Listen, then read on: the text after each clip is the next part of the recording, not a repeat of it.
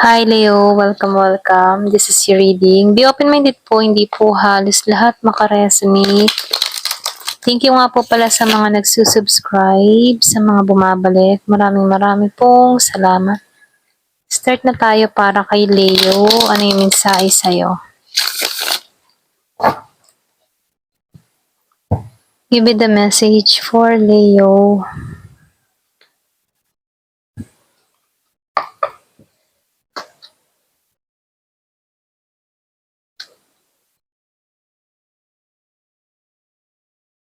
Yung iba sa inyo, no, sinasabihan ka dito, matatapos na yung alalahanin mo.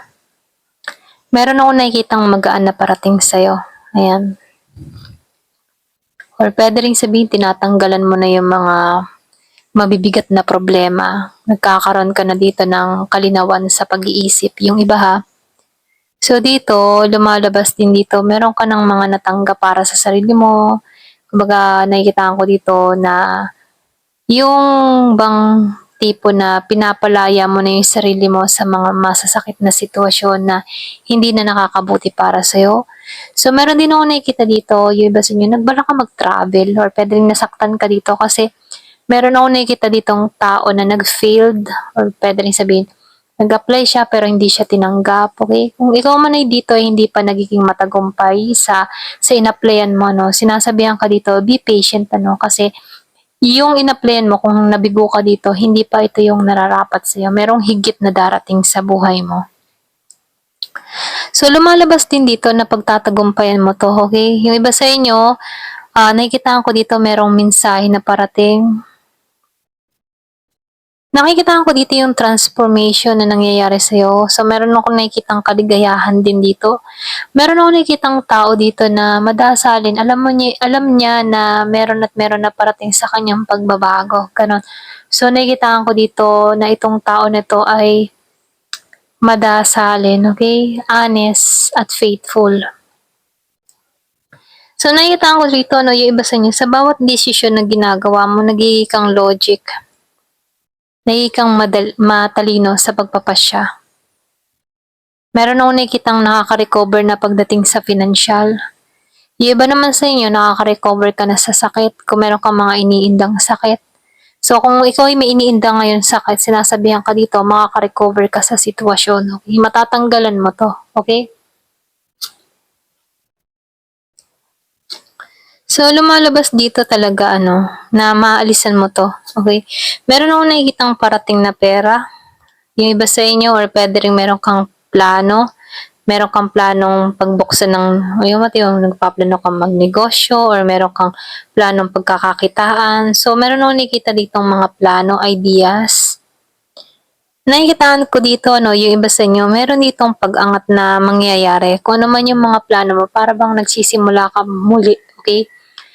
Pero ganun pa man, itong pagsisimula mong ito, meron tong hatid na tagumpay dito. Meron ditong hatid na balanse, merong hatid na pag-angat. So, sinasabihan ka lang dito, tiyaga. Kasi nakikita ko dito, yung plano mong ito ay magbibigay sa'yo ng tagumpay. Na kung saan hindi ka na mahihirapan dito. Meron akong nakikitang single mother. Kumbaga, inaako mo na lang lahat ng responsibilidad. Kumbaga, ikaw yung ama't ina, pwedeng widow ka, or pwede ring sabihin na single mom ka lang talaga, okay? Pero ganun pa man, kahit single mom ka dito, nakikitaan ko dito na kahit mahirap, masaya ka dahil kasama mo dito yung anak mo. So, may time din na pinanghihinaan ka din ng loob, yung iba sa inyo. Kumbaga, may time na pinanghihinaan ka ng loob dahil wala kang katuwang, wala kang masabihan ng mga problema mo, or wala ka man lamang na ma-share, okay, makausap, mga ganun, makasama, ganyan. At isa itong ang dahilan kung bakit nalulungkot ka dito, okay? Tuloy nakikita ko sa iba, kumbaga hindi halos lahat kayo makaka-resonate kasi iba-iba naman kayong Leo na energy, okay? Kaya lang dito, meron akong nakikita ditong nalulungkot siya dahil nag-iisa siya, ganyan.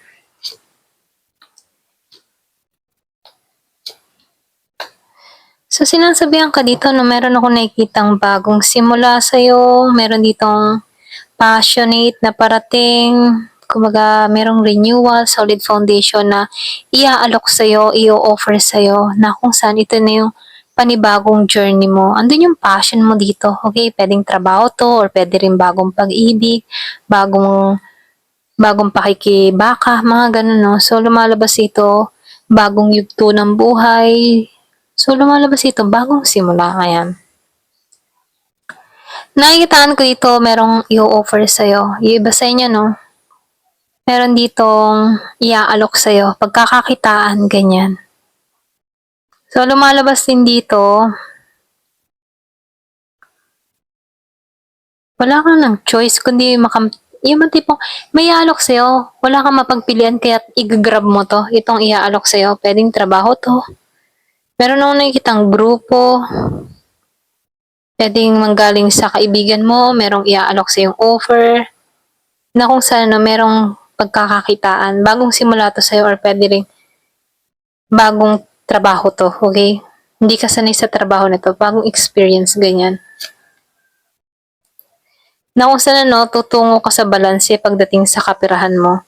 Ito yung makakatulong sa sitwasyon mo, okay? Yung iba sa inyo, no, magiging balance na yung kaperahan mo dito, makaka-recover ka na dito, yung mga hirap na naranasan mo, maalisan mo na to. So, nakikita ko dito, panibagong simula. Ayan. Panibagong simula, panibagong pag-asa. Wow. So, lumalabas dito, no, mapipil mo dito na complete ka na, wala nang kailangan pa. Nasa sa akin ang lahat, ganon.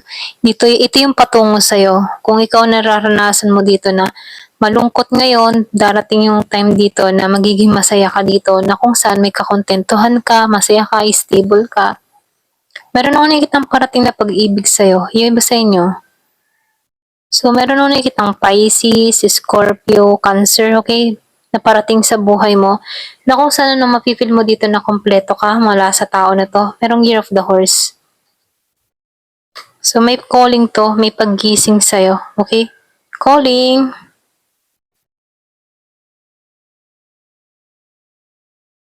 So, merong calling dito, no? So, ingat ka pa din, ganyan. Pakiramdaman mo tong tao na to, okay, yung parating sa buhay mo. Meron tong lihim eh. Kaya ingat ka na lang din sa tukso. So, nakikitaan ko dito, yung iba sa inyo, mahanap mo naman yung kapayapaan mo. Wow. So, ito no, lumabas ang Nine of Pentacles. Meron ditong hatid na ginhawa, pera, yaman, dun sa iba. Ayan, mahan. Kumbaga nakikitaan ko dito, calling to, okay? Pwede nga iba sa inyo, ma-judge mo tong tao na to, okay? Meron parating eh, na pag-ibig sa'yo. Yung iba sa inyo, meron ditong Scorpio na parating, pero tukso, or pwede rin may nililihim to. Ito lang yung mensahe, no? Yung iba sa inyo, Scorpio, Cancer, and Pisces ang parating, at buo ang loob nito sa'yo, okay? Kaya lang itong si Scorpio dito na parating sa'yo, meron tong konting lihim, or pwede rin secret admirer, or meron tong lihim na pagtingin sa'yo, okay? Meron akong nakikita dito, mahanap mo yung kapayapaan mo, kasaganahan dito. So, meron ako ditong nakikitang fruit of labor, ano? Yung hirap at tiyaga mo, mag-aan ito ng tagumpay, na kung saan, ano, stable ka pagdating dito. Ayan. Stable ka pagdating sa kaperahan, wala ka nang iisipin pa. Pera na yung lumalapit sa'yo, ginhawa na. Ginhawa na ng buhay mo. Ayan. Kahit baga mahirap yung mga pinagdaanan mo dito, nakikitaan ko dito ka patungo. Ito yung dito ka nagtapos, okay? Sa balanse ang kaperahan, abundance. Ano pa yung mensahe sa'yo? Pet. Iba sa'yo may aso ka, or pwede meron ditong bagong pet na parating. Meron ditong mapagmahal sa hayop, okay? Pwede rin likas kang ganun, no? Mahilig ka sa hayop, aso, pusa, ganyan. Ibon. Nakakatulong din tong mga hayop, ano, para madali tayong maka-recover sa ating mga pinagdadaanan. Kasi good vibes ang dating ng mga hayop na yan sa buhay mo, okay? So, meron dito Mercury retrograde. So, nakikita ko dito, meron ditong electronic issue, communication issue. Iba sa inyo, meron ditong tao ngayon na kung saan nire-review niya yung communication yung dalawa, okay? Ngayon yan na parang napagtatanto-tanto na may mali. Pwedeng meron kayong conversation ng tao na to na kung saan napag-iisip-isipin ng tao na to parang merong missing sa aming dalawa. Okay?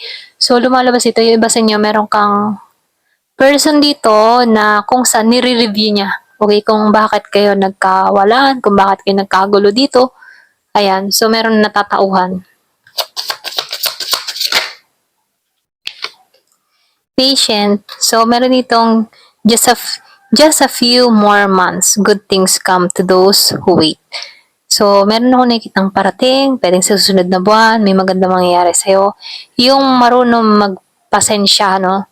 Ito yung merong magandang nangyayari. So, ito yun, ano? Merong abundance, ano? Kaya sinasabihan ka dito, kailangan mong matuto maging patient sa lahat. Okay? So, open up your heart. Kailangan mo din ditong maging bukas muli yung puso mo, okay? Sa bagong darating sa buhay mo. Hindi porket nasaktan ka sa unang relasyon, tigil na. Huwag ganon, ano. Tinuturuan ka dito na buksan mo pa rin yung puso mo sa pagmamahal. Kasi hindi naman halos lahat ng darating sa buhay natin ay mananakit sa atin na yan. Kumbaga yung nasaktan tayo before, ito yung magtuturo sa atin para mag-mature tayo, para tayo matuto sa ating mga pagkakamali. Okay? Kaya dito, wag kang madadalang magmahal. Bagkos, yakapin mo pa ang pagmamahal. Ayan. Para nang sa ganun, no, yun yung ma-attract mo. Ayan. Kung naghahanap ka talaga.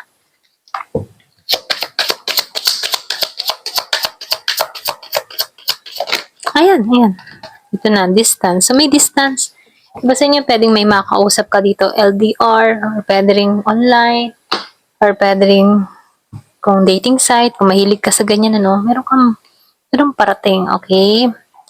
You and your partner may be physical or emotional distance. Okay, yung iba naman sa inyo, pwedeng meron kayong pinagdadaanan. Nasa LDR situation kayo. Ayan, meron kayong mga pinagdadaanan dito na kailangan lampasan bilang isang magkapareha. Okay, kahit nasa malayo kayo sa bawat isa, sinusubok lang kayo diyan. Okay, ito lang yung mensahe sa'yo. Ayan, thank you for watching. Love and peace.